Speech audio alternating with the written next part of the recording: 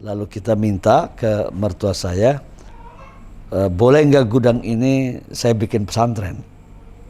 Dari 300 meter Dari 300 persegi, meter itu ya. Itu gudang. Gudang. Tahun 93. 93. Maka ditutuplah gudang tersebut dengan kaleng aspal. Masya Allah. Jadi ditutup, luarnya kaleng aspal, makanya hitam semuanya tuh. Bagian depannya bambu dibelah dua. Kemudian lantainya di floor pakai semen. Maka berangkat dari situlah Al-Mizan sebagai asramanya.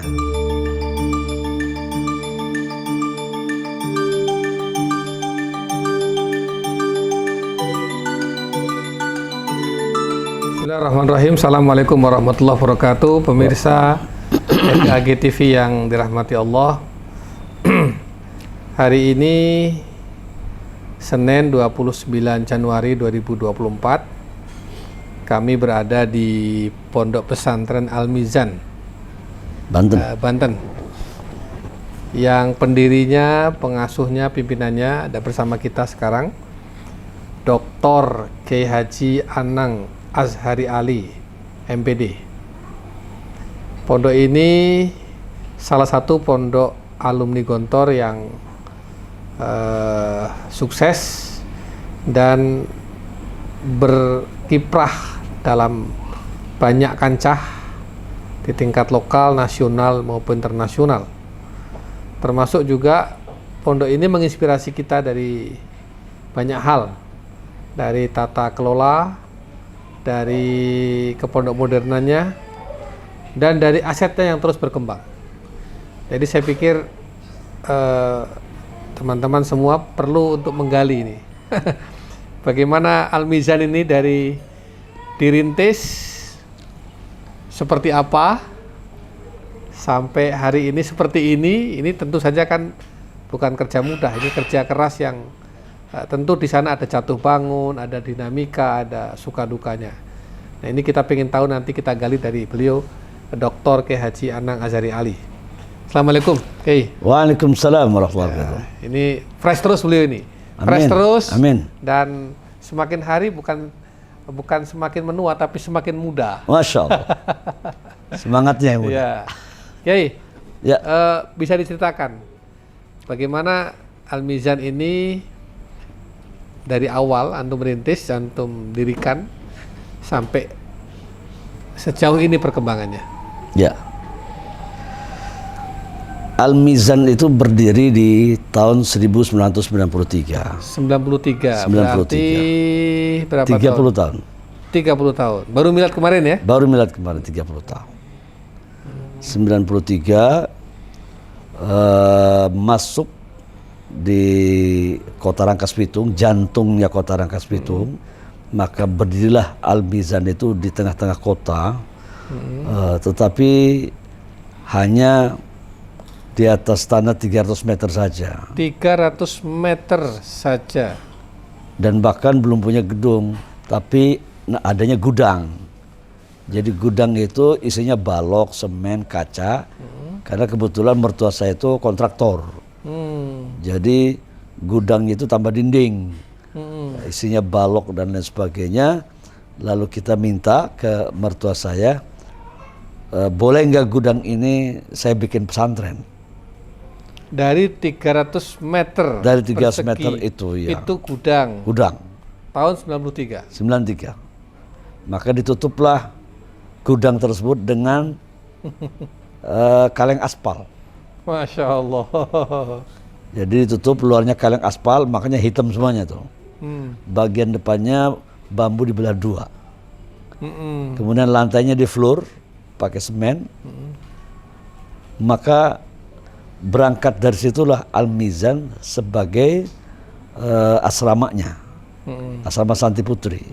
Di tanah itu tadi? Di tanah itu tadi. Sedangkan untuk Santi Putranya berjarak 100 meter, yaitu di belakang kantor PT Andijaya milik mertua saya. Sedangkan sekolahnya kita pinjam ke sekolah milik masyarakat. Namanya Zahrotuddiniyah.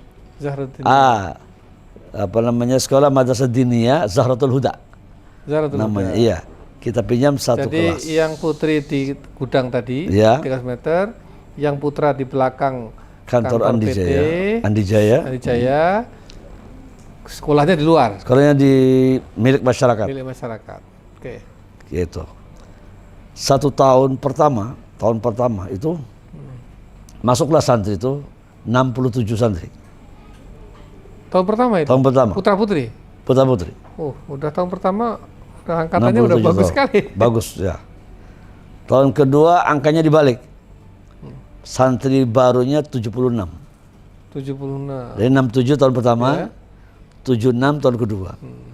Jadi sudah 100 lebih Ya, tahun kedua. Langsung pakai ranjang tingkat. iya. Tahun pertama 1 ranjang tingkat 2 orang.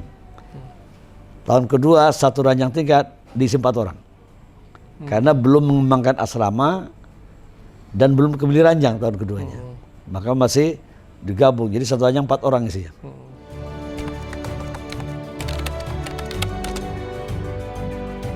Itu dari guru Internal pesantren. internal pesantren, gitu kan. Jadi semuanya itu dikelola oleh guru dan mereka melaporkan perkembangannya setiap bulannya. Gitu. Sebetulnya pendidikan sama itu dikelola oleh ya tim juga. Iya. Jadi ada yang mengelola Pendidikan. pendidikannya disebut dengan TMI, Iya. itu kan. Di situ ada direktur TMI, ada wakil direktur TMI 1, 2, 3, gitu. Ada staf TMI-nya di situ. Ada juga pengasuhan. Nah, kalau saya pimpinan dan pengasuh. Pengasuh. Sedangkan di 1, 2, 3 ada juga wakil pengasuh Wakil saya. pengasuh. Dan mereka adalah katakanlah sebagai kepanjangan tangan daripada saya. Dan mereka punya staf masing-masing itu. Kita rapat setiap minggunya dan kita rapat setiap bulan. Ada rapat mingguan, pertemuan liqa usbu'ai, ada Semua itu? liqa syahri. Liqa syahri semuanya dari 1, 2, 3 itu kumpul dalam satu tempat. Kalau liqa usbu' masing-masing, gitu kan. Dipimpin oleh wakil pengasuh dan oleh wakil direktur, Iya. gitu. Dan direktur. Dan ada yang antum tunjuk untuk ngurusi tadi Ada. unit usaha itu. Ada yang usaha juga ada, semuanya. Bahkan untuk keuangan pondok juga, jadi ada manajemennya itu khusus. Jadi ada kepala administrasi dan dia bertanggung jawab untuk mengelola administrasi keuangan 1, 2, 3. Di samping mereka punya staf masing-masing. Di Al-Mizan 1 ada, 2 ada, 3 ada. Jadi lapornya nanti terakhirnya ke 1 kayak manajer lah gitu keuangannya gitu. Ini menarik karena aset yang sangat besar dengan beban yang sungguh tidak mudah, santri yang juga tidak sedikit, dirintis dengan susah payah, tapi dikelola secara mandiri. Ya. Jadi mandiri bukan dalam pendanaan saja, Ya, tapi mandiri di dalam pengelolaan. betul. Dikelola sendiri oleh guru-guru, murid-murid beliau, Ya. oleh kader-kader beliau yang itu luar biasa. Ini kan multiple ya dampaknya, multiple impact. Jadi Ya. sebagai laboratorium pembelajaran untuk mereka, Ya, betul. tapi juga menjadi penguatan untuk ekonomi dan perkembangan pesantren. Betul. Oke. Itu menarik. Nah, Kiai, wakaf itu kan objeknya ada wakaf harta tak bergerak, wakaf harta bergerak. Ya. Kan dari pondok pertama itu kan. Kan misalnya mertua antum yang mewakafkan tanahnya, itu kan berarti wakaf harta tak bergerak.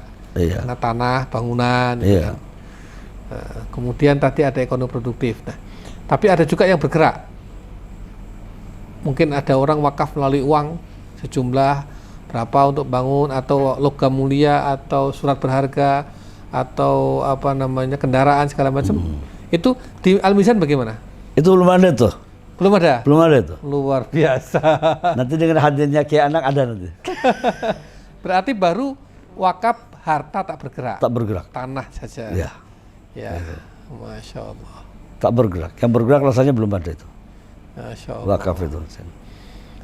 Dari jangka waktu kan ada juga apalagi wakaf temporer, wakaf abadi. Itu juga belum ada ya. Belum ada juga itu. Semua yang wakaf itu abadi gitu ya. Ya, Tidak ada yang temporer. tidak ada.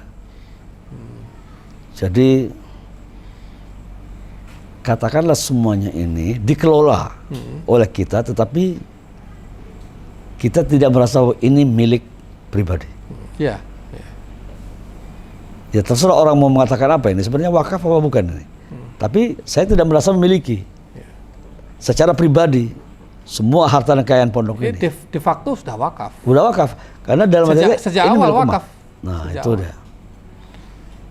Yang unik itu adalah bahwa wakaf itu sesungguhnya semuanya wakaf. Kalau nggak wakaf nggak akan begini. Ya. Tetapi kan dikelola secara unik dan antar pesantren tidak akan mungkin sama. Iya. Walaupun belum dinyatakan bahwa itu, belum diikrarkan itu sebagai wakaf kan, sebenarnya pada realitanya kan wakaf itu. Ya. Ini bisa menjadi model. Jadi salah satu model pesantren yang akan mengelola wakaf dengan modelnya Al-Mizan ini juga menjadi salah satu model yang bisa ditiru dan dikembangkan. Oke, kemudian wakif itu ada wakif sifatnya individu, ada organisasi, ada badan hukum. Itu juga ada ya, artinya baru individu aja ya. Baru Mertua antum, aja. kemudian antum sendiri gitu ya. Belum ada namanya perusahaan, korporasi. Insya Allah belum ada itu. Belum ada. Ini luar biasa ini. Luar biasa. Al-Mizan sendiri udah korporasi sebetulnya. Iya. Al-Mizan sendiri sudah jadi corporate. Iya betul ya. Dengan aset 30 miliar. Iya. 30 apa? 30 hektar. Di kota, bukan di desa. Di kota ini. Iya. Kalau ini di kota ini, maksudnya kecamatan kota. Iya. Di Rangkas juga kecamatan kota. Iya. Gitu. Walaupun memang hutan, tapi kecamatan kota itu masuknya. Hanya lokasinya aja. Ini luar biasa ini. Kemudian apa lagi ini? Tantangannya apa, Ki? Tantangan antum selama ini apa yang menurut antum perlu disampaikan? Dan sebenarnya Al-Mizan itu tantangannya awal-awal saja itu. Nyaris kalau berikutnya tidak ada. Termasuk umpamanya tantangan keluarga, tidak ada. Karena saya ini termasuknya single fighter gitu ya. Jadi tidak ada kecuali istri saya saja di samping saya itu ketika mengawali perjuangannya itu. Sedangkan yang lain-lain itu yang membantu saya itu adalah murid-murid saya. Ya, ketika saya ngajar dan mengabdi di Darul Qalam, gitu kan, mereka datang sini membantu kita. Nyaris tidak ada itu tantangan dari keluarga. Itu, sampai dari masyarakat? Ini. Nah, kalau masyarakat juga awal-awal saja itu besar. Ketika kita membuka Al-Mizan itu, karena masyarakat di sekitar itu adalah mereka-mereka pemabuk, penjudi, pemadon. Itu di samping Al-Mizan. Maka kadang-kadang kita ngegerebek gitu rumahnya itu dengan santri. Bahkan kalau nggak mempan, kita panggil polisi. Karena pemabuk-pemabuk itu luar biasa ngeganggu. Baik di kota maupun di tengah-tengah hutan. Itu karena mereka pendatang semuanya itu. Itu saja tantangan awal itu. Sedangkan berikut-berikutnya tidak ada, nyaris tidak ada. Bahkan di sini tantangan awal juga ada. Mereka nggak kenal tuh Al-Mizan itu. Kiai-kiai, karena sekitarnya itu salafiyah semuanya. Semua salafiyah pada gelang. Maka ketika ini apa ini? Pondok apa? Al-Mizan. Maaf ini ya, karena Banten dulu lingkungan Pandeglang itu kan kebanyakan pesantren salafi itu kan basisnya NU kan. Ini jangan Az-Zaitun ini katanya nih. Masuk Al-Mizan. Masuk apa? Pandeglang. Jangan Muhammadiyah ini kan. Wah, rame kan. Akhirnya coba saya minta 300 kiai dan tokoh kumpul di sini. Mereka mau kumpul di sini 300. Itu di awal-awal. Di awal-awal itu. Luar biasa. Apa yang antum lakukan? Saya kumpul mereka, saya perkenalkan diri. Saya Nazari, lahir di Kresek, gitu kan? Lahir di Kresek. Berarti ahlul balad ya? Iya. Bukan orang luar. Bukan orang luar. Bukan pendatang. Saya pernah pesantren di Pandeglang juga, saya di situ. Kemudian mereka kan tahunya Kiai Ma'ruf, karena di MUI, gitu MUI kan? Ya, Kiai Ma'ruf Amin. Kiai Ma'ruf Amin kan MUI kan, kan? Yang kedua di NU ya, gitu, di PB ya. Nah. Saya bilang, ini pamannya. Akhirnya sudah. Mahabbahnya di situ. Berarti Kiai itu ahlu tahlil, ahlu ziarah, ahlul kunut, dan lain-lain sebagainya. Di situ. Sudah dari situ mahabbah kiai-kiai itu sudah. Kalau undang sini 1.000 pernah datang sini. Masya Allah. Itu. Iya. Jadi paling mungkin lambat. karena salah paham dan persepsi ya. Betul.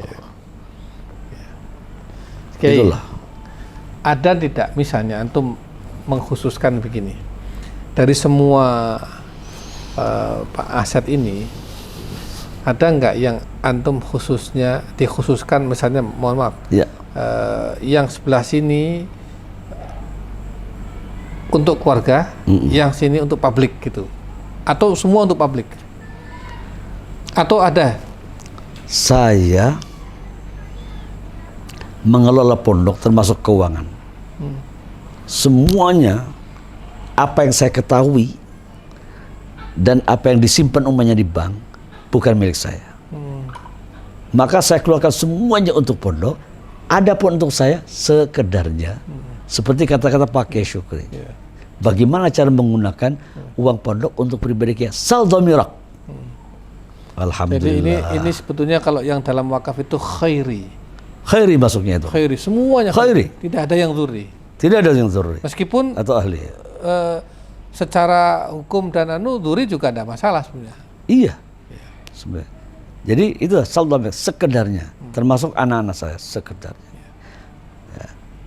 Bahkan dalam penggunaan fasilitas sesuai dengan ajruka ala qadri nasbika. Iya. Nasbunya sampai di mana? Ini layak. Ini layak gitu kan. Katakanlah di fasilitas rumah, kamu layak. Fasilitas kendaraan, kamu layak. Wakil-wakil pengasuh saya berikan umumnya inventaris ukurannya layak. adalah domir. Domir. Ini pelajaran penting, nilai-nilai keikhlasan, nilai-nilai ketauhidan, ketawakalan, kesederhanaan, dan kemandirian tadi. Ya, ya. Ini oleh beliau dikemas di dalam satu